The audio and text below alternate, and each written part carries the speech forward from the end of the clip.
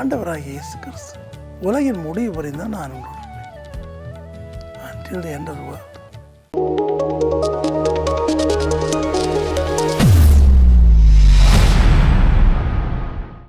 Praise the Lord. நல்லா இருக்கீங்களா? நிகழ்ச்சியில் பாருங்கள். கர்த்தருக்காக ஊழியம் செய்யணும்னா நீங்கள் செய்யுங்க. இல்லை எங்களோட சேர்ந்து உங்கள் இடத்துல எங்களுடைய ஊழியத்தை தாங்கன்னு நினச்சிங்கன்னா தாங்க. கர்த்தர் இருப்பார். ஒரு 3 ஊழியம் மட்டும் இல்லை, நிறைய ஊழியங்கள் இருக்குது. 27 வயது ஊழியங்கள் இருக்குது. அது தாங்கிக்கொள்ளும். இன்றைக்கு ஆண்டவர் பரீட்சைக்கு ஆயத்தப்படுகிற உங்கள் பிழையை சந்திப்பாராக. நிச்சயமாக உங்களுக்கு நல்ல பலனை தருவார். நிச்சயமாக அவள் வெற்றி பெறுவார். சோதிப்பார். இன்றைக்கு கர்த்தர் கொடுக்கும் வாக்குத்தத்தம், உலகின் முடிவு வரையும் தான் நான் உங்களோட until the end of the world. ஏன்னா சந்தோஷம் இல்லையா? உலகமே அழிஞ்சா கூட நான் அவங்களோட இருப்பேங்கிறார். நம்ம கூட யார் இருந்தாலும் இல்லாட்டாலும் ஆண்டவராகிய இயேசு கிறிஸ்து நம்மோடு இருந்தால் போதும். சங்கீதம் 73:23 ஆசாபாதான் சொல்கிறார். பரலோகத்திலும் பூமியிலும் உண்மை தவிர எனக்கு வேற விருப்பம் இல்லைங்கிறார். இது ஒருத்தர் தான் எனக்கு போதும் அப்படிங்கிறார்.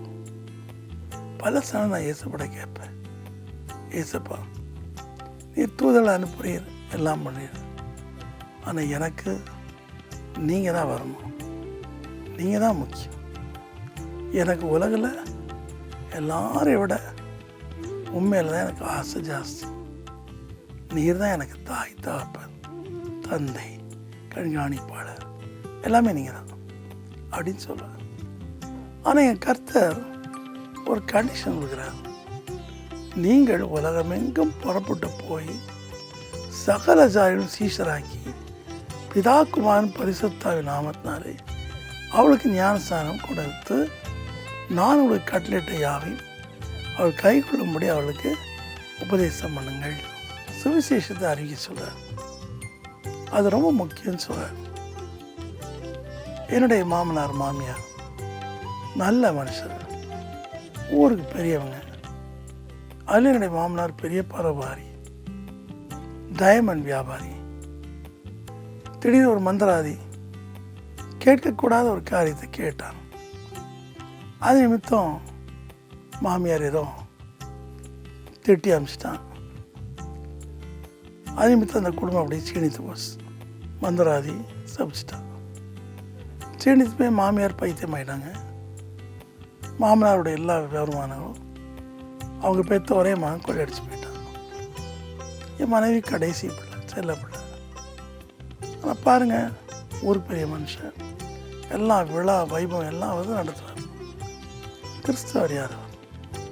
ஆனால் என்னுடைய ஒய்ஃப் 12 வயசுலேயே ஏசப்பா ஏற்றுக்கொண்டார். அவளுக்கு யாரும் சொல்லலை. 6 வயசுலேயே அவள் தாப்பண்ட சில கேள்வி கேட்பாள் அவருடைய வழிபாட்டை குறித்து. அதை குறித்து அவருக்கு பதில் சொல்ல தெரியாது. எல்லாம் ஒன்று தான் தங்கம் சாமி அப்படிம்பார். ஆனால் இவன் மட்டும் ஓடி போயிடுவான். முடியல, அவருக்கு கேன்சர் வந்துச்சு. எனக்கு அப்போ அபிஷேகம் கிடையாது, ஊழியம் செய்யணுங்கிற எண்ணமும் கிடையாது.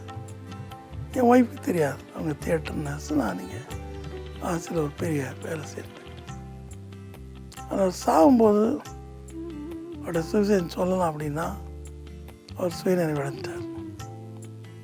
ஆனால் அந்த ஆத்மா இறந்து போயிட்டு ரொம்ப நாளாக ஏசப்பட கேட்டேன், ஏசப்பா எங்கள் மாமனார் ரொம்ப நல்லவர் தானே, அவர் பெற்ற 5 பிள்ளைகளில் மனைவி மட்டும் அவரை பாதுகாத்து வந்தான். வயசுக்காரில் நாங்கள் தவறாமல் ஊருக்கு போய் அவர்களுடைய மளிகை ஜாமான் அது இதுன்னு சொல்லி சமைச்சு கொடுத்து கையில் பணம் கொடுத்து வரோம்.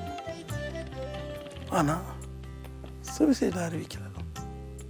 ஒரு நாள் நான் இயேசுவோட ரொம்ப கேட்டேன். அப்போ இயேசப்பா எங்கள் மாமா எங்கே இருக்காருன்னு காமிச்சார். கீழே பாராடத்தில் இருளுக்குள்ளே இருந்தார். எனக்கு ரொம்ப துக்கமாக போச்சு. நான் யோசித்து பார்த்தேன், நான் கொஞ்சம் ஊழியம் பண்ணியிருந்தா ஒரு தடவை போகிறோம், மனிதன் வாங்க வைக்கிறோம். என் வயசு சொல்லுவான். இருந்தால் கூட என் ஒய்ஃப் ஆண்டை ஏற்றுக்கொண்ட நிமித்தம் ஊரே போச்சு. ரிலேஷனே இப்போ கொடுமைப்படுத்தினான், துன்பப்படுத்தினான். அதெல்லாம் என் ஒய்ஃப் ஏற்கனவே என்ற சொல்லியிருக்கிறான். ஆனால் என்னை கட்டின பிற்பாடு அவள் வைராக்கியம் இருந்தான். அதுக்கு முன்னாடியே இயேசுக்கு அவள் வைராக்கியமாக இருந்தான். ஆனால் அந்த ஆத்மா நம்ம இழந்துட்டோம். அப்போ தான் யோசித்து பார்த்தேன், பாஸ்டரும் ரெவரண்டும் ஃபாதர் மட்டும் சுவிசேஷம் அறிவிக்கணுமா? நம்ம அறியக்கூடாதா? நம்ம அறிவிச்சிருந்தா அந்த ஆத்மா கீழே போயிருக்காதுலான்னு ரொம்ப வருத்தப்பட்டேன். ஈசா 52:7 சொல்லும், சுவிசேஷனுடைய பாதங்கள் எவ்வளோ அருமையாக இருக்கு. ஸோ கர்த்தர் 32வது வயசில் தம்மோட அழைப்பை எனக்கு தந்தார். சுவிசேஷம் ஓடிக்கிட்டே இருக்கேன். உடம்பு முடியல. உடம்பு எவ்வளோதான் தாங்கும்? 12 விதந்து கடினமான உழைப்பு. 37 71 வயசு வரைக்கும் உடையப்பட்டேன். 9 ஆக்சிடெண்ட்டு. இப்போ கீழே வந்து முதலாக ஜாம் ஆயிடுச்சு, லங்ஸ் வீக் ஆயிடுச்சு. இருந்தாலும் சுவிசேஷம் அறிவிக்கணும், இயேசுப்பா சுவிசேஷம் அறிவிக்கணும் எங்கள் எண்ணத்தினால ஓடிட்டுருக்கேன். அதனால் கர்த்தர் நம்மோடு இருக்கிறார். அவர் நம்மோடு இருக்கிறது அடையாளங்கள் அற்புதமாக நிரூபிக்கிறார்.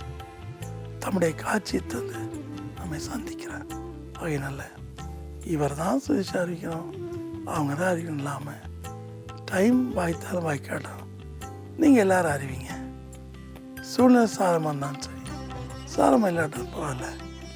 உங்கள் ரிலேஷன், உங்களை சார்ந்தவர்களுக்கு, உங்களுடைய கம்யூனிட்டிக்கு, அதே போல் உங்களுக்கு விரோதமானவர்களுக்கு, துன்பப்படுத்துகிற அனைவருக்கும் அன்பாக சாதுரி ஞானம் இல்லாமல் ஏசப்படி சொல்லுங்க. கர்த்தருடைய ஆத்மாவை காப்பார். ஜெயிப்போமா? அன்பின் கர்த்தாவே, இந்த உலக வாழ்க்கை ஒரு நிலையற்ற ஒரு வாழ்க்கை. எல்லா வேதங்களும் நரகத்தை விட்டு சொல்கிறது. ஆம் கர்த்தாவே, நரக பாராட்டத்திலிருந்து நம்முடைய ஆத்மாக்கள் காக்கப்பட வேண்டும்.